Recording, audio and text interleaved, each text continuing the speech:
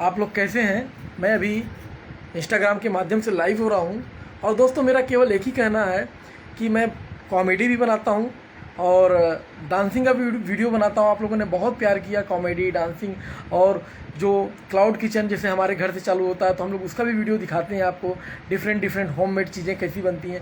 तो दोस्तों आज मैं चालू करने जा रहा हूँ कि पढ़ाई लिखाई से रिलेटेड।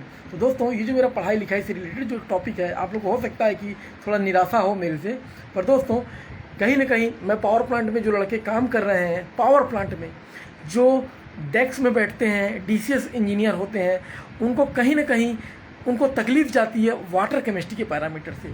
और वाटर केमिस्ट्री इतना ही खतरनाक होता है कि जब भी इंटरव्यू होता है तो उनको कहीं ना कहीं इस तकलीफ़ का जो है सामना करना पड़ता है, फेस करना पड़ता है, क्योंकि इंटरव्यूअर जो होता है उनको इमरजेंसी सिचुएशन से रिलेटेड सवाल कम करता है और उनको वाटर केमिस्ट्री से रिलेटेड ज़्यादा सवाल किए जाते हैं।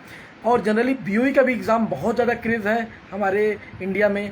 पावर प्लांट जितने भाई लोग हैं पावर प्लांट में जो काम कर रहे हैं उनको बीओई में कहीं ना कहीं रिटर्न एग्ज़ाम होता है या इंटरव्यू में पूछे जाने वाले कई सारे ऐसे सवाल होते हैं जिसमें उसको तकलीफ़ का सामना फेस करना पड़ता है।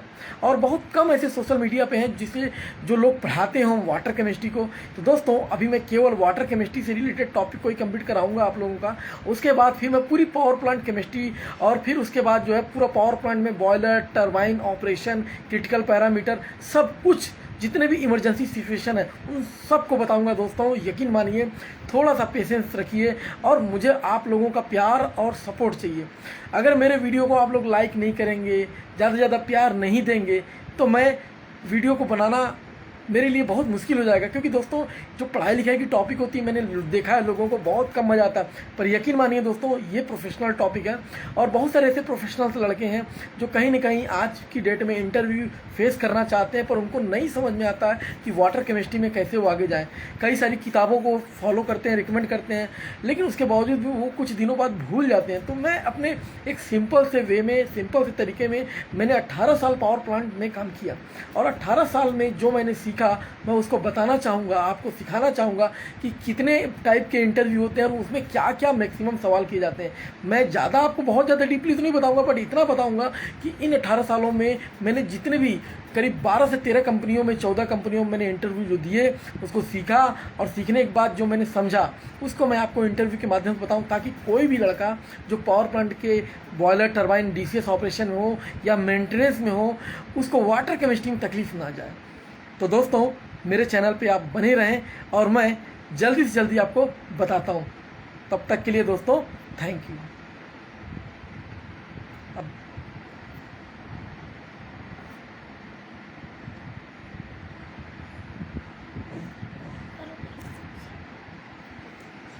तो दोस्तों थोड़ा सा मैं नया हूँ इसलिए मैं आपको थोड़ा समय लेते हुए बता रहा हूँ।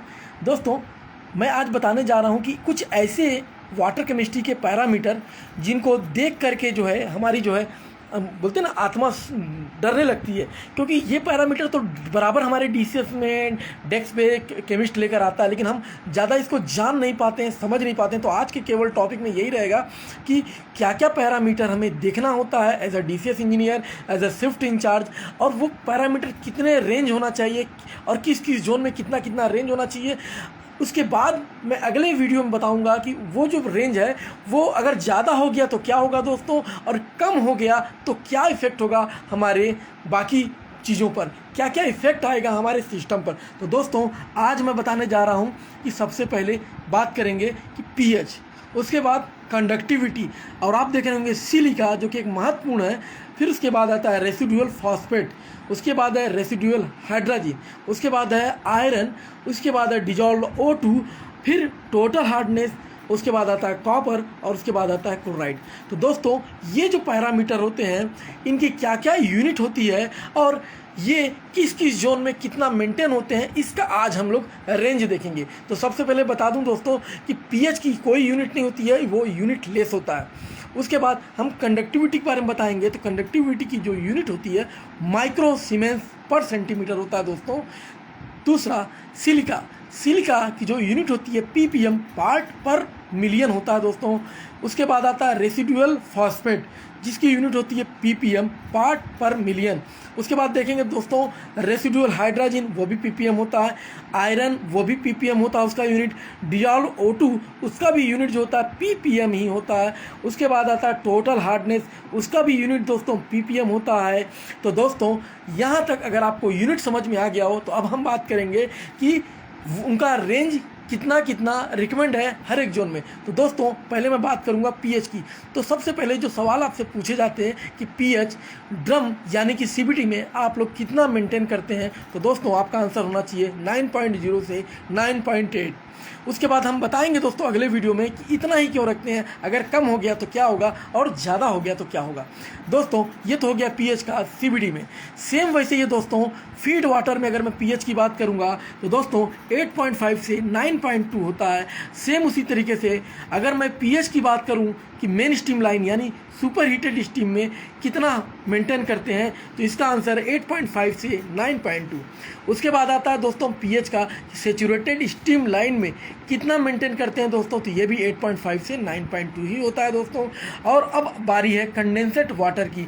तो पीएच जो होता है कंडेंसेट वाटर का जो मेंटेन करते हैं 8.5 से 9.2। तो दोस्तों याद रखिएगा कि मैं आपको ट्रिक बताता हूँ कि पीएच जो होता है ड्रम को छोड़ करके बाकी जितनी जगह हैं, feed water, main steam, saturated steam, condensate water, इन सब जगह जो होता है 8.5 से 9.2 का ही रेंज आपको बताना है। एक थंब जो है थंबनेल है इसका। और केवल ड्रम में हम ज़्यादा मेंटेन करते हैं 9.0 से 9.8। तो दोस्तों पीएच आपको आई होप सो कि आपको समझ में आ गया होगा। दोस्तों सेम इसी तरीके से कंडक्टिविटी जो होती है कितना मेंटेन करते हैं ड्रम में या सीबीडी में, तो आपका आंसर होगा 15 लेस देन 50 माइक्रो सीमेंस पर सेंटीमीटर। तो दोस्तों देख रहे होंगे कि लेस देन 50 माइक्रो सीमेंस पर सेंटीमीटर। बाकी जो फीड वाटर होता है, मेन स्टीम होता है, सेचुरेटेड स्टीम होता है और कंडेंसेट होता है, ये चारों जगह लेस देन 10 ही बोलना है। दोस्तों हमेशा याद रखिएगा कि सीबीडी यानी कि ड्रम में सभी पैरामीटर आपको बढ़े हुए दिखाई देंगे, पीएच हो, चाहे कंडक्टिविटी हो, चाहे सिलिका हो। तो दोस्तों हमेशा सीबीडी यानी ड्रम में हर एक पैरामीटर आपको ज़्यादा दिखाई देगा बाकी की तुलना में।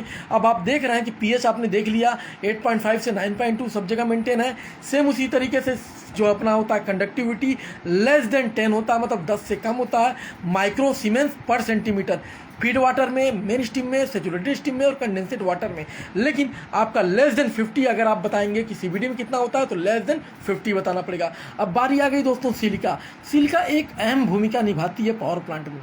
सिलिका को मेंटेन करना दोस्तों बहुत ज़रूरी है और मैक्सिमम सवाल पूछे जाते हैं कि सिलिका से रिलेटेड। तो सिलिका जो होता है ड्रम में लेस देन 1 ppm मेंटेन करना होता है।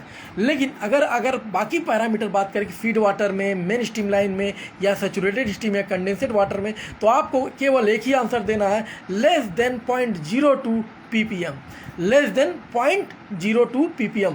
बस आपको सीबीडी में ही ज़्यादा बताना है लेस देन 1.0। उसके बाद आता है दोस्तों रेसिडुअल फॉस्फेट। रेसिडुअल फॉस्फेट एक बहुत इंपॉर्टेंट चीज़ होती है जो बॉयलर के एक इंपॉर्टेंट पैरामीटर को बताती है। लेकिन मैं यहाँ पर आपको केवल ये बताना चाहूँगा दोस्तों कि रेसिडुअल फॉस्फेट जो होती है वो 2.0 से 5.0 ppm मेंटेन करते हैं केवल ड्रम में। बाकी जगह इसका पैरामीटर का कोई वैल्यू नहीं होता है। जब भी बात की जाती है तो ड्रम में पूछा जाता है कि कितना ppm रेसिडुअल फॉस्फेट मेंटेन करते हैं, तो आपका आंसर होना चाहिए लेस देन 5 ppm। कहीं 2 से लेके 5 तक ppm बोलते हैं, लेकिन मैक्सिमम जो होता है इसका आंसर होता है लेस देन 5 ppm। ये ज़्यादा हो गया तो क्या होगा, कम होगा तो क्या होगा, इसका जानकारी हम अगले वीडियो में लेंगे दोस्तों। अब बात आती है रेसिडुअल हाइड्रोजन। दोस्तों हाइड्रोजन जो कि डिरेटर में मेंटेन करते हैं दोस्तों, और इसकी जो यूनिट होती है हाइड्रोजन की ppm में होती है। तो हम लोग जब भी बात करेंगे तो फीड वाटर यानी कि डिरेटर में बात करेंगे।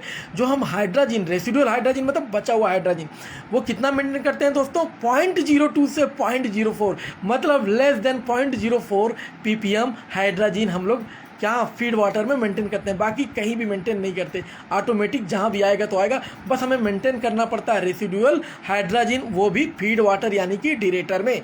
दोस्तों यहाँ तक अगर मेरा वीडियो अच्छा लगा हो तो उसके लिए लाइक शेयर और सब्सक्राइब करना ना भूलें, और ज़्यादा से ज़्यादा लोग मेरे वीडियो जुड़ करके इसको ज़्यादा से ज़्यादा लोग सीख सकें, और मैं इसी तरीके कंटेंट रोज़ डेली अपलोड करूँगा। अब बारी आती है दोस्तों आयरन की।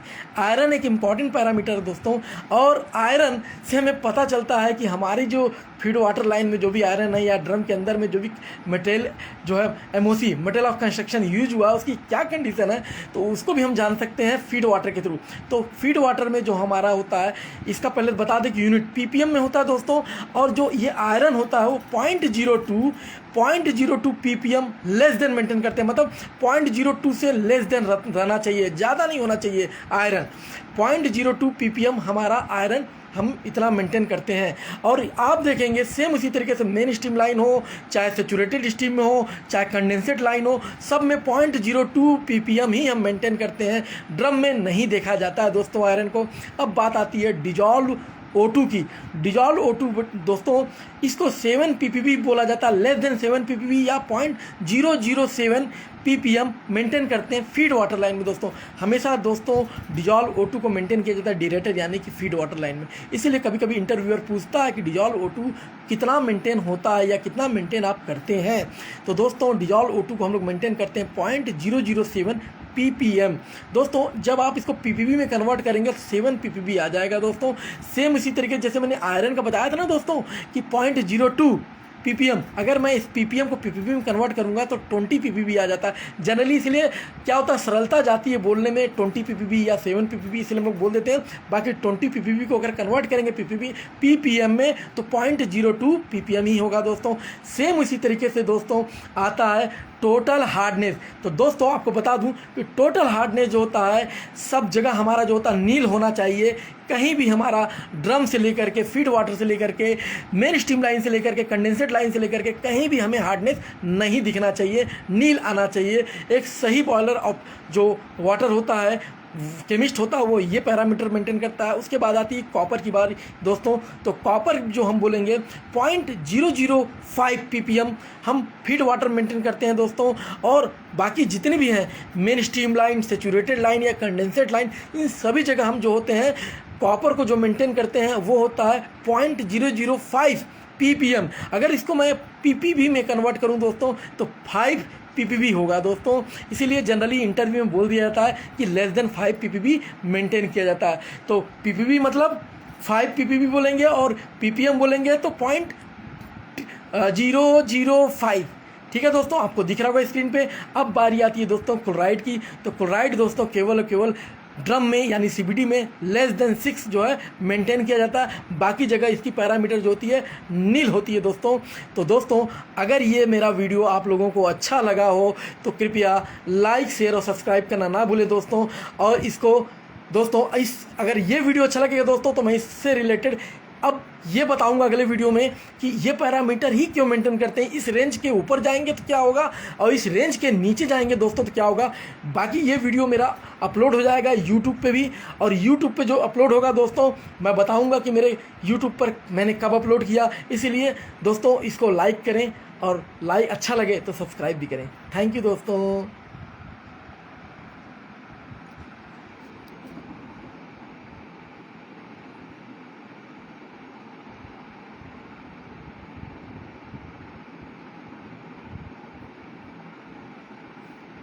अरे